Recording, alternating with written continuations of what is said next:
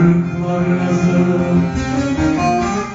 kurşunlarla yıkılması, yıktı beni bu aşk.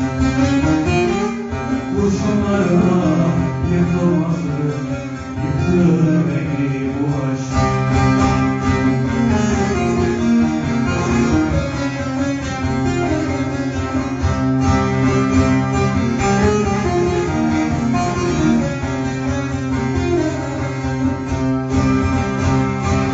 Kahvedip dönerim aman, ağır geldi yoluma.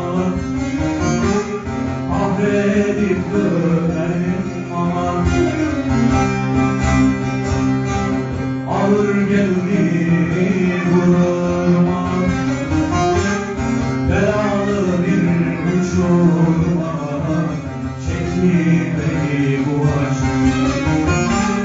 Belalı bir uçurma çekti beni bu aşk.